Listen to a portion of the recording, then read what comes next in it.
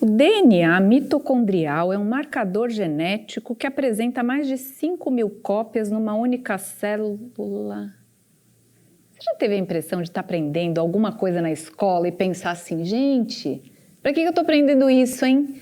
Enquanto outras coisas que você deveria aprender que hoje te fazem falta, você não aprendeu. É lógico que conhecimento não ocupa espaço e sempre é bom, mas quando você deixa de aprender uma coisa útil para aprender outra que você não vai usar nunca, será que vale a pena? Esse vídeo aqui é sobre isso. Olá, eu sou Patrícia Lages, autora de 5 best-sellers sobre finanças pessoais e empreendedorismo. E no vídeo de hoje a gente vai falar sobre algumas coisas, 7 coisas, para ser mais exata, que a gente não aprende na escola, mas que deveria. Agora é preciso dizer o seguinte, esse vídeo aqui não é uma crítica aos professores. Não deixa de ser uma crítica ao nosso sistema de ensino que, por vezes, coloca matérias que a gente não vai usar quase nunca ou que poucas pessoas vão usar, mas deixa de lado matérias que todo mundo iria usar, mas que não aprende. Agora, outra coisa importante é o seguinte, ainda que você e eu não tenhamos aprendido essas 7 coisas aqui na escola, nada nos impede de aprender hoje. Então é muito importante que você anote essas 7 coisas e perceba quais delas eu não domino muito bem, porque essas sim serão coisas interessantes para você investir o seu tempo em aprender. Então, sem demora, vamos ver quais são essas 7 coisas? Finanças pessoais. Acho que eu nem preciso explicar muito o quanto a falta da educação financeira nas escolas nos afeta hoje.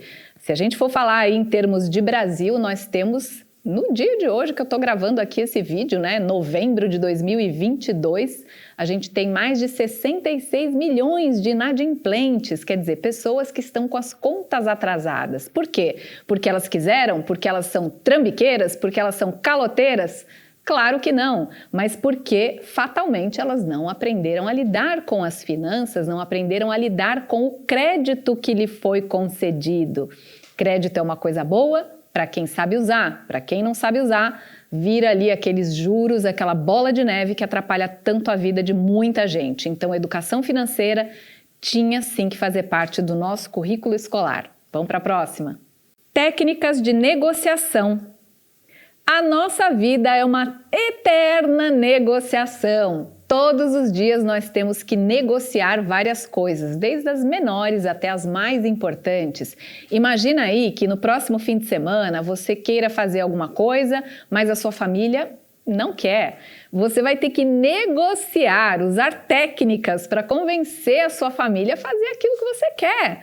De repente você vai abrir mão esse fim de semana, mas o outro fim de semana você tem que saber negociar. Gente, olha, o outro fim de semana eu abri mão. Que tal agora vocês fazerem aquilo que eu também estou querendo? Enfim, negociação faz parte da nossa vida, mas nem por isso a gente aprende.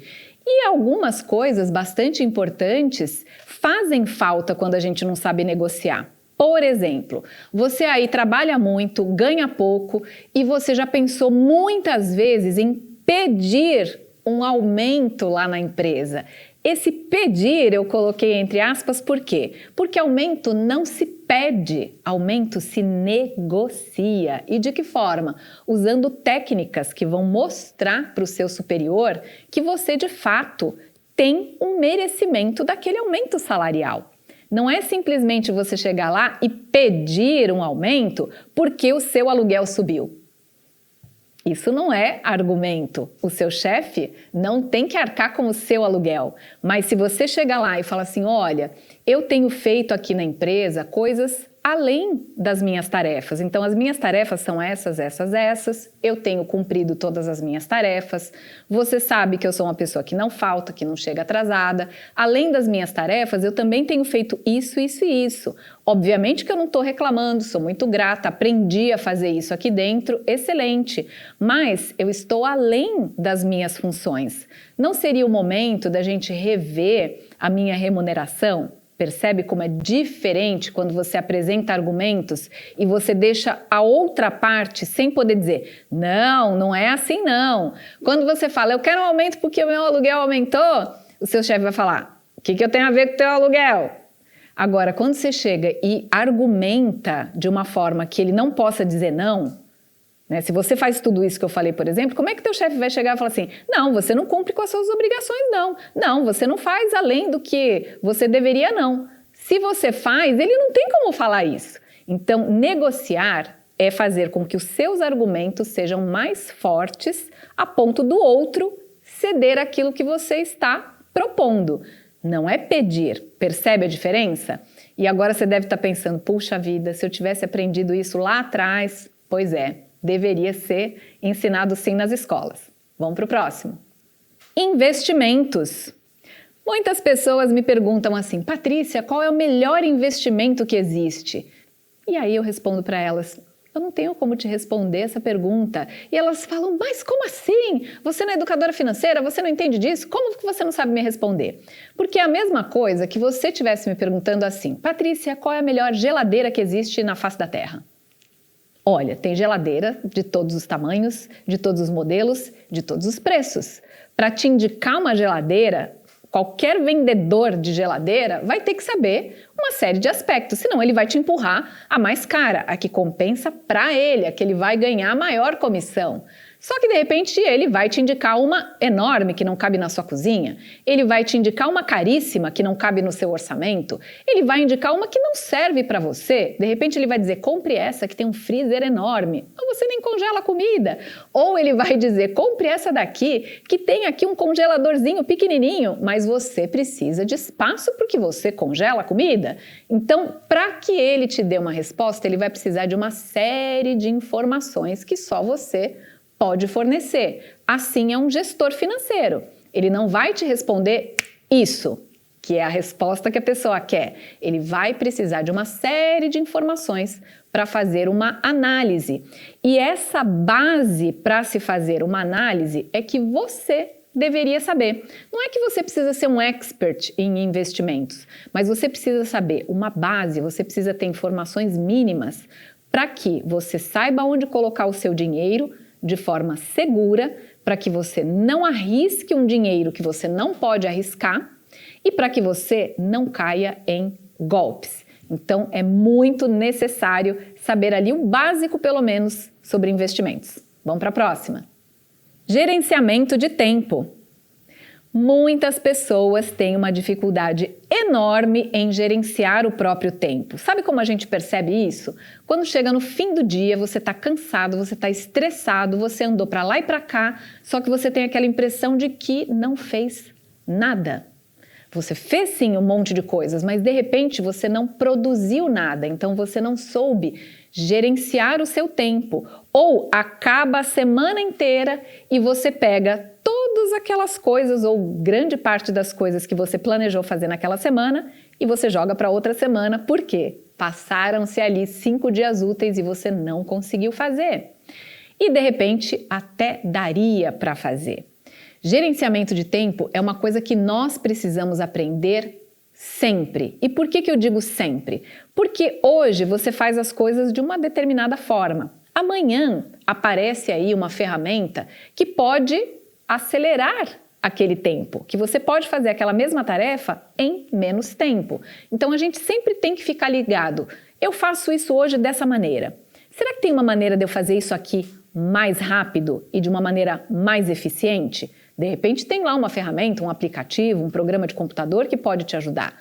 De repente é você aprender o seguinte, bom, isso daqui eu rendo mais de manhã, então vou fazer isso aqui de manhã. Isso aqui, à tarde eu já não rendo muito, então eu vou deixar as coisas mais difíceis para amanhã e as mais simples para de tarde. Você saber se conhecer e gerenciar suas tarefas é imprescindível para que você seja uma pessoa produtiva, porque todos nós somos cobrados por aquilo que nós produzimos. Então, se você quer uma dica, leia os livros do Christian Barbosa. Ele é a autoridade número 1 em gestão de tempo no Brasil. Gosto muito dos livros dele e recomendo. Vamos para a próxima. Comunicação eficiente. Na era da comunicação, nós deveríamos nos comunicar muito bem. Mas é isso que acontece? Não, não é isso que acontece. A gente sempre tem aquele problema. Eu falo uma coisa, a pessoa entende outra. Ou a pessoa não sabe explicar aquilo que ela quer, fica divagando, eu perco a paciência, já não estou mais prestando atenção. Ou é aquela pessoa que escreve uma coisa querendo dizer outra. Ou seja, nós temos hoje muitos meios de nos comunicar. Você pode conversar pessoalmente, por telefone, por e-mail, pelo WhatsApp, enfim, por N maneiras de se comunicar.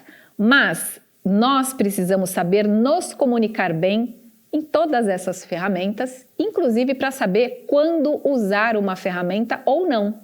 Para que você, por exemplo, não saia de uma reunião de trabalho dizendo: meu Deus, essa reunião podia ter sido um e-mail, porque era só para falar isso. Podia ter mandado um e-mail, quer dizer, aquela pessoa não soube escolher o meio de comunicação, perdeu o tempo de todo mundo para falar uma coisa que era muito simples, que bastava ali mandar uma mensagem, ou você entra num grupo de WhatsApp que supostamente é para fazer o tempo, né, para remir o tempo, digamos assim. Eu vou avisar 10 pessoas ao mesmo tempo, em vez de avisar uma pessoa de cada vez, 10 pessoas diferentes.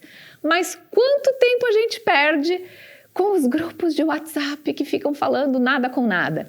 Então, não são só os meios de comunicação que importam, mas a maneira como a gente se comunica, certo? Vamos para a próxima. Inteligência emocional.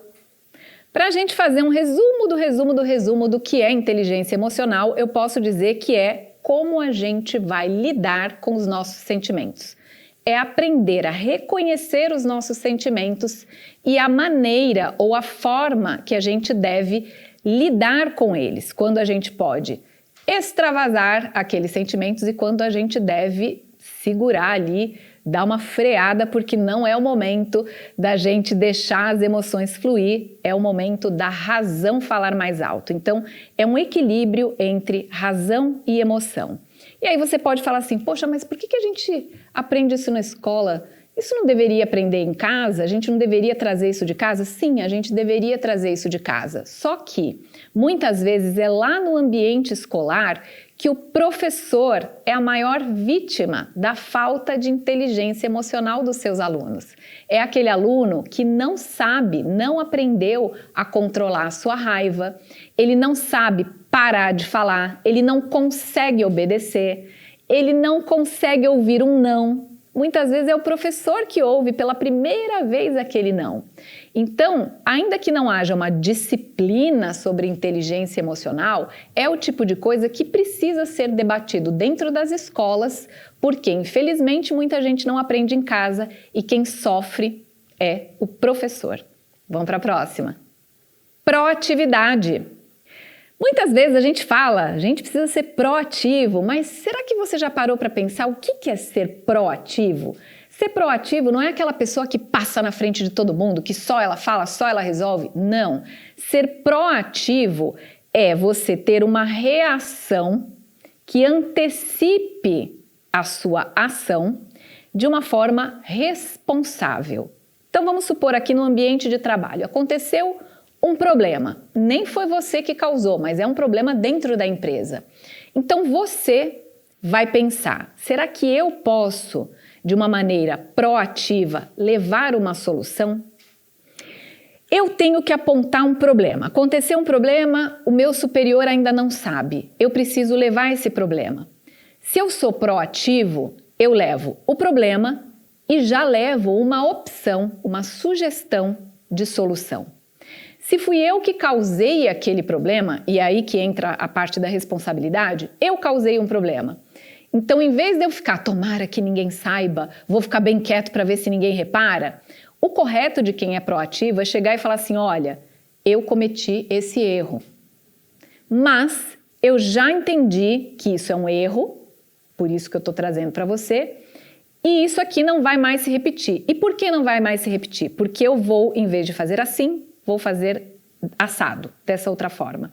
Então, você sendo responsável e se antecipando à solução de um problema, você vai estar sendo proativo. Isso faz muita falta hoje no ambiente de trabalho, porque eu converso com muitos empreendedores, muitos empresários que eles dizem: olha, Se o meu funcionário fizesse pelo menos aquilo que eu peço, já seria ótimo, mas nem isso ele faz. Quer dizer, ele não é de maneira nenhuma proativo, porque se não mandar, ele não faz.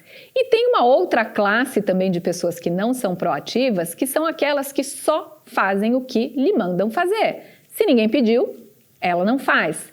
Ser proativo é você não ser nenhuma dessas duas pessoas, mas você ser aquela que apareceu um problema, eu vou dar uma sugestão que eu acho que realmente pode funcionar. Agora não é sair dando sugestão sem analisar, falar por falar. Ser proativo é se antecipar, mas com responsabilidade, tá bom? Eu espero que você tenha anotado aí esses 7 itens, que se você percebe que tem alguma dificuldade em algum deles ou em vários, e todos nós temos, que você se aplique a aprender, porque eu tenho certeza que você vai achar muito conteúdo, tanto aqui no YouTube, quanto também em livros, em palestras, em coisas que podem te ajudar bastante. Eu espero você no próximo vídeo. Tchau, tchau!